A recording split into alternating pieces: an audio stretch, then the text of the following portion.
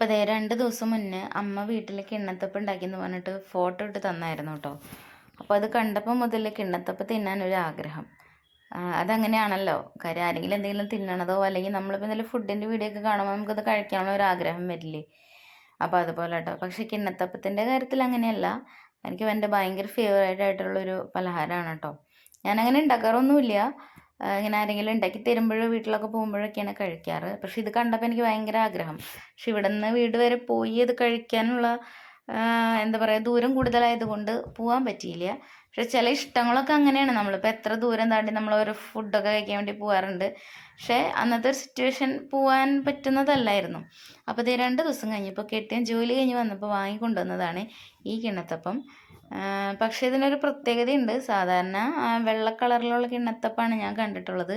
പക്ഷെ ഇതിൻ്റെ കളറിന് ഒരു വ്യത്യാസം ഉണ്ടായിരുന്നു. ബ്ലാക്ക് ആയിരുന്നു. എന്തോ ശർക്കര കൂട്ടിച്ചേർത്തിട്ടുണ്ടാക്കിയത് കൊണ്ടായിരിക്കാം എന്ന് തോന്നുന്നു. ഞാൻ ആദ്യമായിട്ടാണ് കേട്ടോ ഇങ്ങനത്തെ കിണ്ണത്തപ്പം കാണുന്നത്.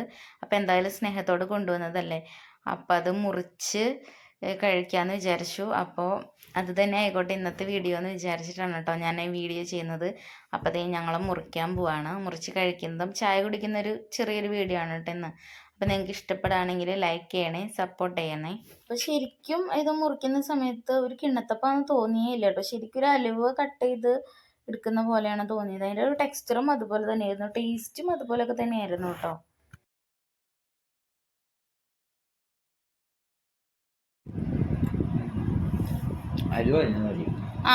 അതാ ഞാൻ പറഞ്ഞത്, ഇത് സാധാരണ കിണ്ണത്തപ്പല്ലാന്ന്. അപ്പൊ ഞാൻ കോഫി ഉണ്ടാക്കിയിട്ടുണ്ടായിരുന്നു. അപ്പൊ ചൂട് കോഫിയും കിണ്ണത്തപ്പം കൂടെ കഴിക്കാന്ന് വിചാരിച്ചു.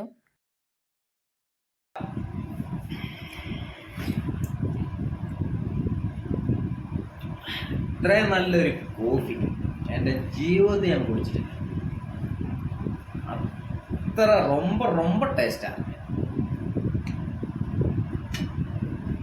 ഓഹോ വാട്ടേ മതി.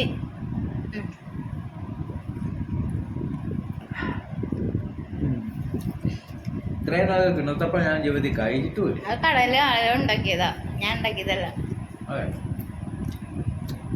അവർക്കുള്ളതിനെ പറഞ്ഞിരിക്കണമെന്നില്ല, ഞാൻ ഉണ്ടാക്കി തന്ന സാധനങ്ങൾ പറഞ്ഞാൽ. എൻ്റെ മോള് പൊതി പറഞ്ഞപ്പോൾ കിട്ടിയതേ ഉള്ളായിരുന്നു. കുഴപ്പമില്ല. എനിക്കാണെങ്കിൽ അലുവ ഇഷ്ടം, കിണ്ണത്തപ്പം ഇഷ്ടം. ഞാൻ ഈ രണ്ടും കൂടെ ചേർന്ന് അലുവ കിണ്ണത്തപ്പം.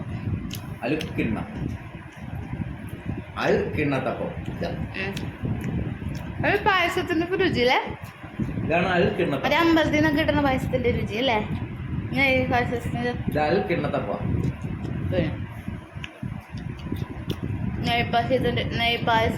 രുചി.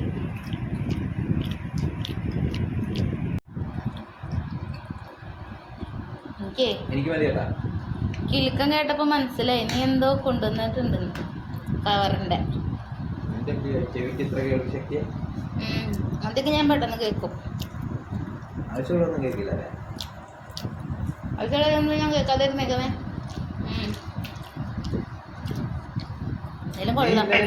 അപ്പൊ അതെ ഞങ്ങൾ ഇങ്ങനെയൊക്കെയാണ് കേട്ടോ.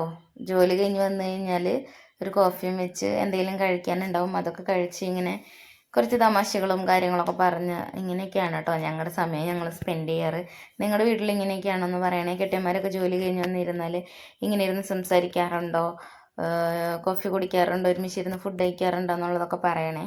അങ്ങനെ ചെയ്യാത്ത കെട്ടിയന്മാരുണ്ടെങ്കിൽ ഇനി അങ്ങനെ ഒന്നും ചെയ്യാൻ ശ്രമിക്കണം കേട്ടോ. കാര്യം നിങ്ങൾ ജോലിയുടെ ടെൻഷൻ കൊണ്ടൊക്കെ വരുമായിരിക്കും. പക്ഷെ വീട്ടിലിരുന്ന് ജോലികൾ ചെയ്യുന്ന ഭാര്യമാർക്കും കുട്ടികൾക്കായാലും അങ്ങനെ നിങ്ങൾ ഒരുമിച്ചിരുന്ന് ഹാപ്പി ആയിട്ട് വർത്താനമൊക്കെ പറഞ്ഞിരിക്കുമ്പോൾ അതിൽ നിന്ന് കിട്ടുന്നൊരു ഹാപ്പിനെസ് എന്താ പറയുക, അത്രയും വിലപ്പെട്ടതായിരിക്കും.